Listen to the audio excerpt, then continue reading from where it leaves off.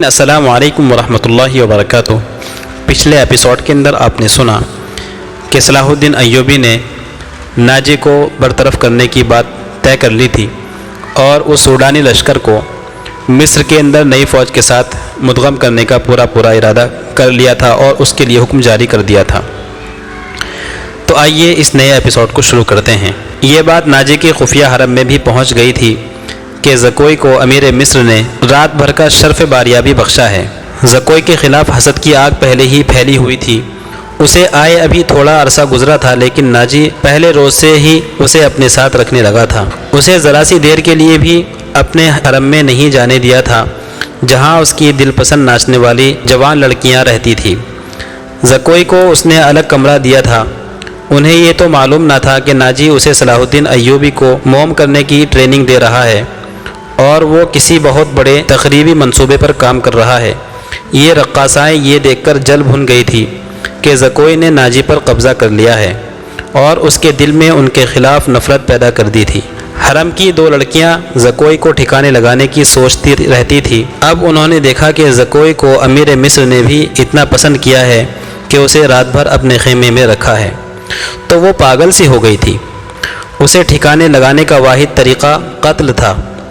قتل کے دو ہی طریقے ہو سکتے تھے، زہر دے کر یا کرائے کا قاتل منگوا کر جو اسے سوتے ہوئے قتل کر دے۔ دونوں طریقے ممکن نظر نہیں آتے تھے کیونکہ زکوئی باہر نہیں جاتی تھی اور زہر دینے کے لیے اس تک رسائی نہیں ہو سکتی تھی۔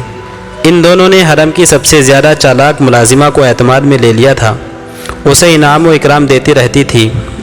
جب حسد کی آگ اپنی انتہا کو پہنچ گئی، ان کی آنکھوں میں خون اتر آیا، تو انہوں نے اس ملازمہ کو منہ مانگے انعام کا لالچ دے دیا اور اپنا مدعا بیان کر کے اس ملازمہ کو تیار کر لیا۔ یہ ملازمہ بڑی خراٹ اور سلجھی ہوئی تھی۔ اس نے کہا کہ سالار کے رہائش گاہ میں جا کر زکوئی کو زہر دینا ممکن نہیں۔ موقع محل دیکھ کر اسے خنجر سے قتل کیا جا سکتا ہے، اس کے لیے وقت چاہیے۔ اس نے وعدہ کیا کہ وہ زکوئی کی نقل و حرکت پر نظر رکھے گی، ہو سکتا ہے کوئی موقع جلد نکل آئے۔ اس جرائم پیشہ عورت نے یہ بھی کہا کہ اگر کوئی موقع نہ نکلا تو حشیشین کی مدد حاصل کر کے اس کو قتل کر دیا جائے گا، لیکن وہ معاوضہ بہت زیادہ لیتے ہیں۔ دونوں لڑکیوں نے اسے یقین دلایا کہ وہ زیادہ سے زیادہ معاوضہ دینے کے لیے تیار ہیں۔ ادھر ناجی بے حد غصے کے عالم میں اپنے کمرے میں ٹہل رہا تھا۔ زکوئی اسے ٹھنڈا کرنے کی بہت کوشش کر چکی تھی، لیکن اس کا غصہ بڑھتا جا رہا تھا۔ آپ مجھے اس کے پاس جانے دیں، زکوئی نے چوتھی بار کہا۔ میں اسے شیشے میں اتار لوں گی، ناجی نے گرج کر کہا۔ بیکار ہے، وہ کمبخت حکم نامہ جاری کر چکا ہے جس پر عمل بھی شروع ہو چکا ہے۔ مجھے اس نے کہیں کا نہیں چھوڑا، اس پر تمہارا جادو نہیں چل سکا۔ مجھے معلوم ہے کہ میرے خلاف یہ سازش کرنے والے لوگ کون ہیں۔ وہ میری ابھرتی ہوئی حیثیت سے حسد کرتے ہیں۔ میں امیر مصر بننے والا تھا، میں نے یہاں کے حکمرانوں پر حکومت کی ہے، حالانکہ میں معمولی سا سالار تھا، اب میں سالار بھی نہیں رہا۔ اس نے دربان کو اندر بلا کر کہا، اردش کو بلا کر لائے۔ اس کا ہمراز اور نائب اردش آیا تو ناجی نے اس کے ساتھ بھی اسی موضوع پر بات کی۔ اسے وہ کوئی نئی چیز نہیں بتا رہا تھا۔ اردش کے ساتھ وہ صلاح الدین ایوبی کے نئے حکم نامے پر تفصیلی گفتگو کر چکا تھا، مگر دونوں اس کے خلاف کوئی کارروائی سوچ نہیں سکے تھے۔ اب اس کے دماغ میں ایک اور کارروائی آ گئی۔ اس نے اردش سے کہا، میں نے جوابی کارروائی سوچ لی ہے۔ اردش نے معلوم کیا کہ وہ جوابی کارروائی کیا ہے۔ ناجی نے انتہائی غصے میں کہا، بغاوت۔ اردش چپ چاپ اسے دیکھتا رہا۔ ناجی نے کہا، تم حیران ہو گئے ہو کیا تمہیں شک ہے کہ یہ 50,000 سوڈانی فوج ہماری وفادار نہیں؟ کیا یہ صلاح الدین ایوبی کی نسبت مجھے اور تمہیں اپنا حاکم اور بہی خواہ نہیں مانتی؟ کیا تم اپنی فوج کو یہ کہہ کر بغاوت نہیں کر سکتے کہ تمہیں مصریوں کا غلام بنایا جا رہا ہے اور مصر تمہارا ہے؟ اردش نے گہری سانس لے کر کہا، میں نے اس اقدام پر غور نہیں کیا تھا۔ بغاوت کا انتظام ایک اشارے پر ہو سکتا ہے، لیکن مصر کی نئی فوج بغاوت کو دبا سکتی ہے اور اس فوج کو کمک بھی مل سکتی ہے۔ حکومت سے ٹکر لینے کے لیے ہمیں ہر پہلو پر غور کر لینا چاہیے۔ میں غور کر چکا ہوں، ناجی نے جواب دیا۔ میں عیسائی بادشاہوں کو مدد کے لیے بلا رہا ہوں، تم دو قاصد تیار کرو، انہیں بہت دور جانا ہے۔ آؤ میری باتیں غور سے سنو۔ زکوئی تم اپنے کمرے میں چلی جاؤ۔ زکوئی اپنے کمرے میں چلی گئی اور وہ دونوں ساری رات اپنے کمرے میں بیٹھے رہے۔ صلاح الدین ایوبی نے دونوں فوجوں کو مدغم کرنے کا وقت 7 روز مقرر کیا تھا۔ کاغذی کارروائی ہوتی رہی۔ ناجی پوری طرح تعاون کرتا رہا۔ 4 روز گزر چکے تھے۔ اس دوران ناجی ایک بار پھر صلاح الدین ایوبی سے ملا، لیکن اس نے کوئی شکایت نہیں کی۔ تفصیلی رپورٹ دے کر صلاح الدین ایوبی کو مطمئن کر دیا کہ 7ویں روز دونوں فوجیں ایک ہو جائے گی۔ صلاح الدین ایوبی کے نائبین نے بھی اسے یقین دلایا کہ ناجی دیانتدار آدمی ہے، تعاون بھی کر رہا ہے، مگر علی بن سفیان کی رپورٹ کسی حد تک پریشان کن تھی۔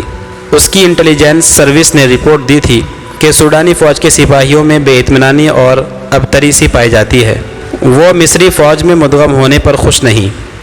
ان کے درمیان یہ افواہیں پھیلائی جا رہی ہے کہ مصر فوج میں مدغم ہو کر ان کی حیثیت غلاموں کی سی ہو جائے گی، انہیں مال غنیمت بھی نہیں ملے گا اور ان سے بار برداری کا کام لیا جائے گا، اور سب سے بڑی بات یہ ہے کہ انہیں شراب نوشی کی اجازت نہیں ہوگی۔ علی بن سفیان نے یہ رپورٹ صلاح الدین ایوبی تک پہنچا دی۔ ایوبی نے اسے کہا کہ یہ لوگ طویل مدت سے عیش کر رہے ہیں، انہیں نئی تبدیلی یقیناً پسند نہیں آئے گی۔ مجھے امید ہے کہ وہ نئے حالات اور ماحول کے عادی ہو جائیں گے۔ اس لڑکی سے ملاقات ہوئی یا نہیں؟ صلاح الدین ایوبی نے علی بن سفیان سے پوچھا۔ علی نے جواب دیا، نہیں، اس سے ملاقات ممکن نظر نہیں آتی۔ میرے آدمی ناکام ہو چکے ہیں، ناجی نے اسے قید کر رکھا ہے۔ اس سے اگلی رات کا واقعہ ہے۔ رات ابھی تاریک ہوئی تھی۔ زکوئی اپنے کمرے میں تھی۔ ناجی اردش کے ساتھ اپنے کمرے میں تھا۔ اسے گھوڑوں کے قدموں کی آواز سنائی دی۔ اس نے پردہ ہٹا کر دیکھا۔ باہر کے چراغوں کی روشنی میں اسے 2 گھڑ سوار نظر آئے۔ لباس سے وہ تاجر معلوم ہو رہے تھے، لیکن وہ گھوڑوں سے اتر کر ناجی کے کمرے کی طرف چلے۔ ان کی چال بتاتی تھی کہ یہ تاجر نہیں۔ اتنے میں اردش باہر نکلا۔ دونوں سوار اسے دیکھ کر رک گئے اور اردش کو سپاہیوں کے انداز سے سلام کیا۔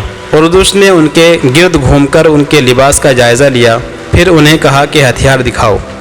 دونوں نے پھرتی سے چوغے کھولے اور ہتھیار دکھائے۔ ان کے پاس چھوٹی تلواریں اور ایک خنجر تھا۔ اردش انہیں اندر لے گیا۔ دربان ایک طرف کھڑا تھا۔ زکوئی گہری سوچ میں کھو گئی۔ وہ کمرے سے نکلی اور ناجی کے کمرے کا رخ کیا، مگر دربان نے اسے دروازے پر روک لیا اور کہا کہ اسے حکم ملا ہے کہ کسی کو اندر نہ جانے دیا جائے۔ زکوئی کو وہاں ایسی حیثیت حاصل ہو گئی تھی کہ وہ کمانڈروں پر بھی حکم چلانے لگی تھی۔ دربان کے روکنے سے وہ سمجھ گئی کہ کوئی خاص بات ہے۔ اسے یاد آیا کہ 2 راتیں پہلے ناجی نے اس کی موجودگی میں اردش سے کہا تھا، میں عیسائی بادشاہوں کو مدد کے لیے بلا رہا ہوں، تم 2 پیامبر تیار کرو، انہیں بہت دور جانا ہے۔ اور پھر اس نے زکوئی کو اپنے کمرے میں چلے جانے کو کہا تھا اور اس نے بغاوت کی باتیں بھی کی تھی۔ یہ سب کچھ سوچ کر وہ اپنے کمرے میں واپس چلی گئی۔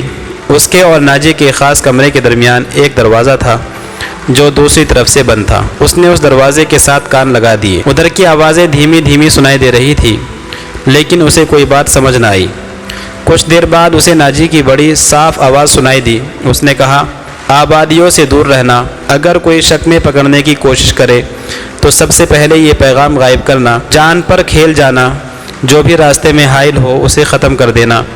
تمہارا سفر 4 دنوں کا ہے، 3 دنوں میں پہنچنے کی کوشش کرنا۔ سمت یاد کر لو، شمال مشرق۔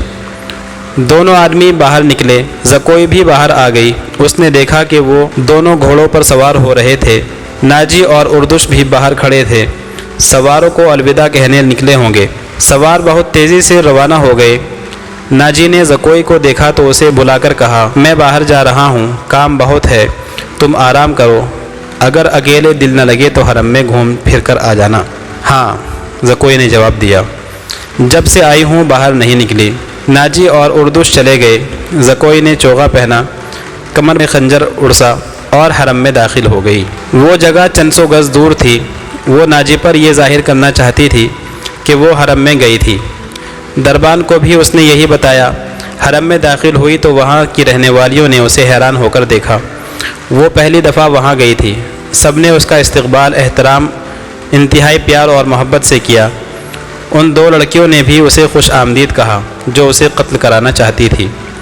زکوئی سب سے ملی، ہر ایک کے ساتھ باتیں کہیں اور واپس چل پڑی۔